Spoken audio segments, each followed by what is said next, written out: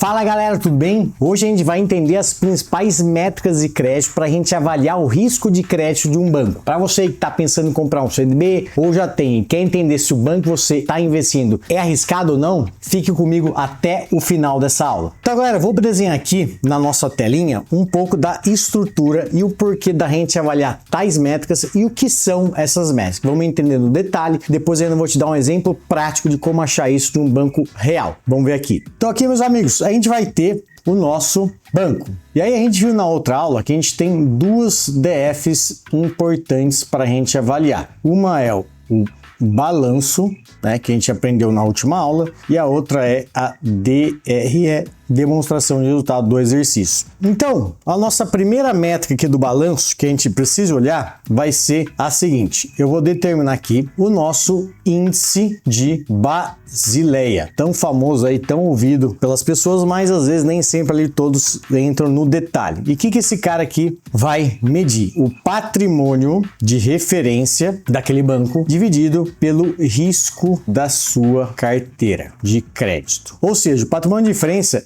ele é muito próximo ao patrimônio líquido que a gente vê ali no balanço, mas ele pode divergir, né? Aqui tem várias contabilizações do Banco Central para ele medir exatamente esse patrimônio de referência. A gente vai ver essa relação ao risco da carteira. Como é que se mede esse risco? O Banco Central pega todas as linhas de crédito de toda essa carteira e vai associar um risco para cada linha de crédito. Então a soma de tudo isso dá um valor numérico, o risco em valor numérico aqui em reais, em milhões de reais dessa carteira, e vai relacionar aqui com o patrimônio do banco. Ou seja, esse cara aqui, ele é o capital dos acionistas e esse cara aqui é basicamente o capital de terceiro, pois não somente é o dinheiro do sócio, é aquele dinheiro que ele captou do investidor para ele emprestar para o seu cliente, formalizando, construindo essa carteira de crédito. Então essa relação, ela vai determinar o quão alavancado está aquele banco. Ou seja, quanto maior o patrimônio de referência em relação ao risco da sua carteira, mais seguro ele está, pois tem muito dinheiro do sócio ali em jogo, sob risco, em relação ao que ele empresta. Então o sócio está colocando muito dinheiro para cada real ali de carteira. Então existe um colchão de segurança do capital desses sócios se der algum problema na sua carteira de crédito. Já, se esse número for baixo, significa que o patrimônio do sócio é pequeno em relação ao risco, ao tamanho dessa carteira. Então ele está emprestando muito dinheiro ali para os seus clientes, através aí do dinheiro dos investidores, e tem pouco dinheiro dele mesmo, dele próprio, sob risco. Então dele não está na reta, tem muito pouco dinheiro ali sobre o risco da estrutura inteira desse banco. Então, mais alavancado ele é, mais arriscado é, pois qualquer probleminha na carteira não vai ter dinheiro do sócio, não vai ter dinheiro em balanço para suportar um estresse. Então, isso aqui, quanto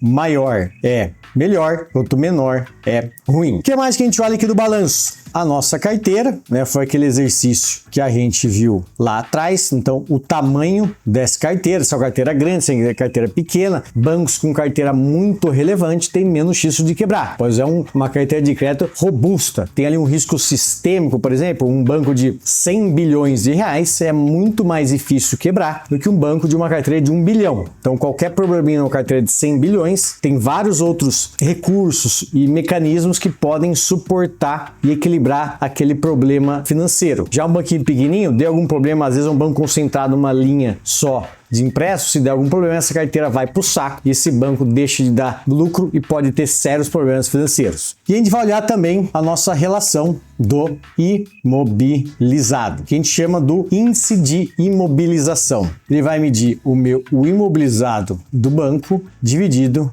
pelo patrimônio líquido daquele banco. Ou seja, o quanto tem de capital imobilizado nas agências, nos escritórios, de dinheiro ali fixo em ativo permanente, ativo fixo, como se fosse imóvel, em relação ao patrimônio daquele banco. Quanto maior esse indicador aqui, mais significa que o banco tem muita estrutura de ativos fixos em relação ao dinheiro dos sócios. Ou seja, é pior em termos de risco, quanto mais o cara tem alocado em imóveis, em agências, etc., ele tem menos flexibilidade financeira se tiver algum problema problema ali na carteira. Quanto menor esse índice, ele tem pouco imobilizado e muito capital do sócio, mais seguro ele é, pois tem mais dinheiro ali disponível para ter algum tipo de problema se tiver ali acontecendo na carteira. Não está tudo imobilizado, fixado e não consegue vender. E aí a gente vai passar nossas métricas da DRE, que é o resultado. Então, o primeiro deles, a gente vai olhar a nossa Net Interest Margin, que é mais ou menos aqui o lucro bruto, a margem bruta de cada banco. Então, eu vou pegar receita, tiro despesa, tiro inadimplência. O que sobrar em relação a essa receita é o Net Interest Margin, para ver ali o patamar de margem que o banco consegue lucrar sobre aquela carteira. Por exemplo, ele cobra ali uma taxa de juros de uma carteira de crédito de 10% ao ano e tem despesa de 5%, seja com inadimplência, seja ali com captação, vai sobrar 5% é o seu Net Interest Margin. Já o banco que cobra ali de uma carteira, esse mesmo banco cobra uma taxa de juros de 7% sobre a sua carteira, 5% de despesa, sobra só 2% para ele ainda pagar despesa de pessoal, administrativa, tributário, qualquer outro probleminha. Ele tem uma margem fraca, então é um banco fraco. Quanto maior o Net Interest Margin,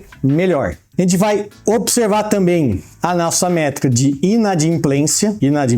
Isso aqui é simples e direto, como o cliente não pagar seu boleto. Então o banco emprestou ali R$1.000 para um cliente e esse cliente, em vez de devolver R$1.100, como se fosse uma taxa de juros de 10% ao ano, em vez de devolver R$1.100 depois de um ano, que é o prazo ali do empréstimo, ele não consegue pagar, ele defalta, ele inadimple aquele crédito. Então isso aqui é o índice de inadimplência, geralmente é um percentual sobre toda a carteira de crédito que o banco ali tem emprestando para os seus clientes. E por último, a gente vai olhar aqui o nosso ROI, que é nosso Return on Equity, ou seja, o lucro líquido sobre o patrimônio líquido. Vou fazer aqui na formulinha, é o nosso lucro líquido sobre o patrimônio líquido do banco. Ou seja, ele mede a relação do quanto aquele banco lucra naquele período em relação ao patrimônio ali daquele período. Então, para cada R$1 de lucro, quanto que o sócio teve que colocar para rentabilizar aquele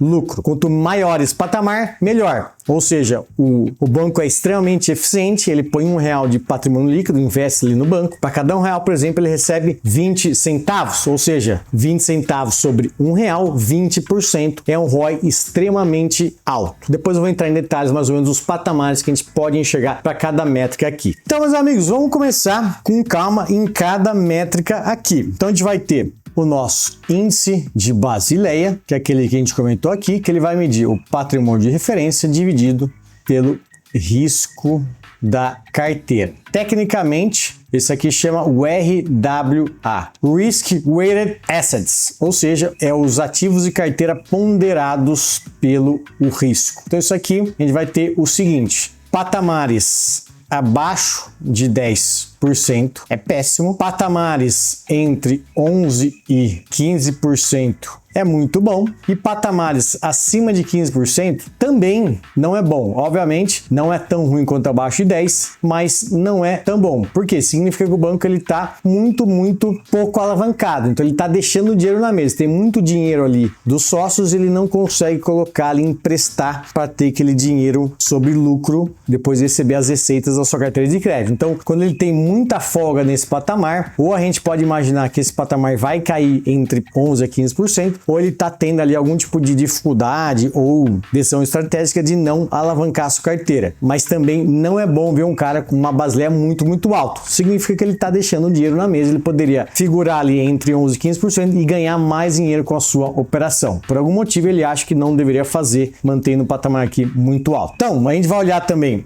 o tamanho da carteira. Novamente, carteiras abaixo de 1 bi é ruim, é um banco pequeno, qualquer problema ali você pode ter um risco sério na operação do banco, é uma escala pequena. Patamares entre 1 bi a 5 bi é um patamar ok, geralmente aqui um banco pequeno e ou médio. E patamares acima de 10 bilhões de reais já é um banco muito bom, muito grande, tem mais colchão de segurança para a gente ver se ali no CDB que esse banco está emitindo. E patamares acima de 50 bilhões já são os bancos extremamente seguros, em sua maioria, pois tem aqui uma escala de um banco muito forte. Vou colocar aqui um double check, que é um patamar de um banco extremamente aqui seguro. E por fim, a gente tem o nosso índice de imobilização, que ele vai medir o imobilizado daquele banco. Às vezes você pode achar ali no balanço como permanente também, os ativos permanentes, dividido pelo PL daquele banco. Quanto maior esse patamar, significa que é ruim, ou seja, tem muito ativo, muito recurso mobilizado em relação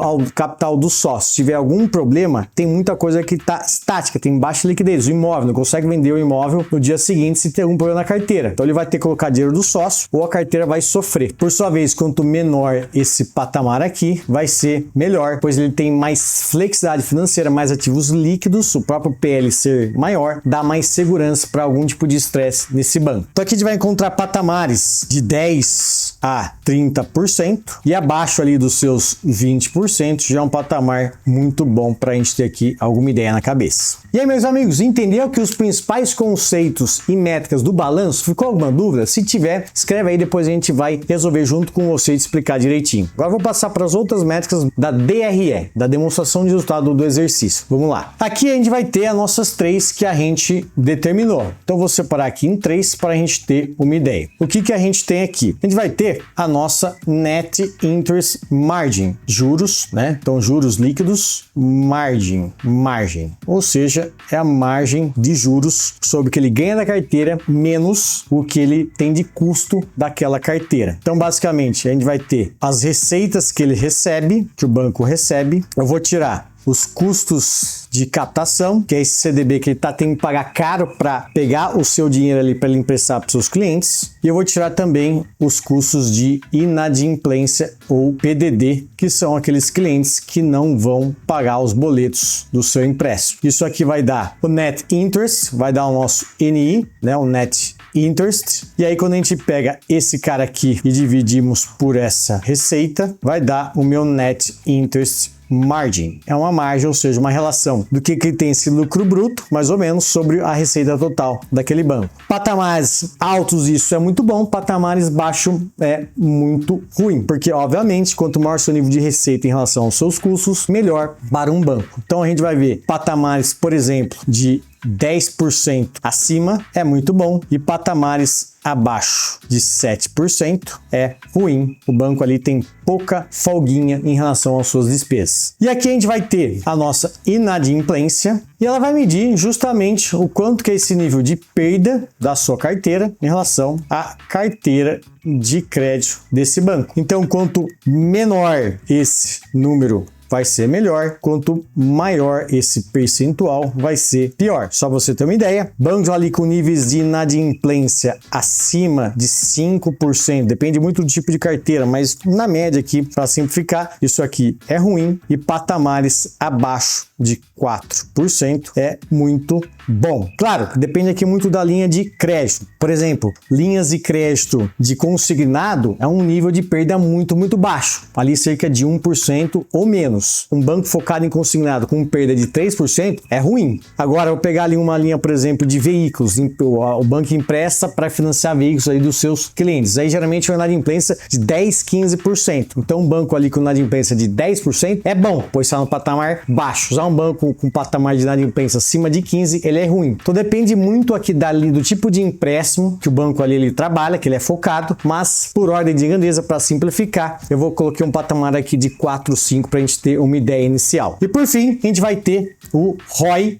que é o Return on Equity, ou seja, o lucro daquele banco sobre o patrimônio daquele banco, patrimônio líquido. Então isso aqui vai medir o nível de lucratividade em relação ao que os donos põem de dinheiro nesse negócio. Quanto mais ele lucrar sobre o dinheiro que ele está investindo, melhor, mais eficiente, mais rentável é esse banco. Patamares que a gente vê aqui no mercado, eu vou começar aqui do pior, patamares ruins, é abaixo de 10%, são bancos muito ruins, pouco rentáveis. Isso pode significar algum problema estrutural do negócio, da linha de crédito, da operação, que pode ser um risco, pode ser um problema da gente investir no CDB desse cara aqui. Já um banco com patamar acima de 15% desse ROI é um banco bom. E existem ainda bancos extremamente bons que vão superar os 20% de ROI ao ano. Ou seja, é um banco extremamente rentável e a gente tem já um nível de segurança muito confortável, pois o banco consegue gerar dinheiro na sua operação. É claro que um outro ponto que vale aqui para todos esses três conceitos de resultado, vale a consistência desses números. Então não adianta a gente ver só um ano, o banco deu um ROI de 20%, ele é bom. Não, tem que ver 3, 4, 5, 7 anos para ver a consistência desses resultados. Então o ROI ali gira entre 15 a 20% ao longo de 10 anos, é um banco extremamente forte. A inadimplência dele é controlada, gira ali entre 0 a 3% ao longo de todo esse período. Então é um banco também que consegue controlar nos diferentes ciclos do seu negócio